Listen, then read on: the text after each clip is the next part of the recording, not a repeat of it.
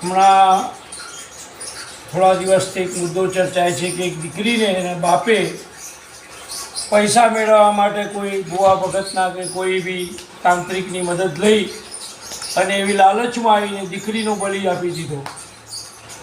આ એક પ્રકારનું મર્ડર કહેવાય. આ કયા પ્રકારનો સ્વભાવ ધરાવતો હોય, કઈ પ્રકારની બીમારીથી પડાવતો હોય, કયા પ્રકારની એની વીકનેસ હોય એ તો ખબર નથી, પણ કિસ્સો હચમચાવી દેવો છે.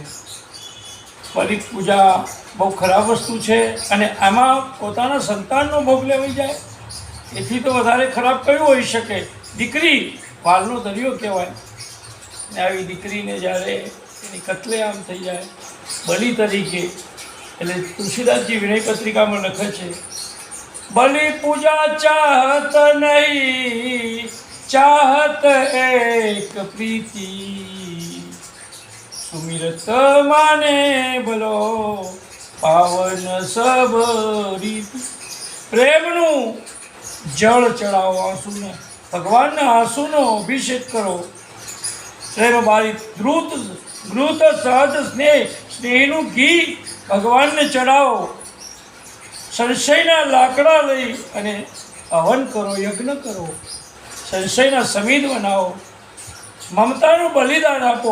પણ એ મમતા કેવી? આપણી અંદરની જે ભીતરમાં જે દિલમાં રહેલી મમતા જે છે ખરાબ, જે મોહ માયા જે છે એ છોડીને કંઈક છોડી દેવાની છે અને પોતાના સંતાનો પર જગત પ્રત્યે પ્રેમ, નિષ્ઠા, સારી ભાવના રાખવાની, બીજાને જીવાડીને જીવવાનું છે.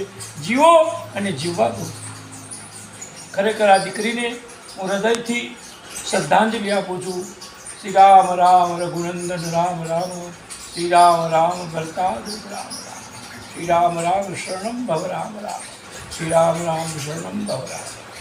શ્રી રામચંદ્ર ચરણો મનસા સ્મરામી, શ્રી રામચંદ્ર ચરણો વચસા ગૃણામી, શ્રી રામચંદ્ર ચરણો શિરસા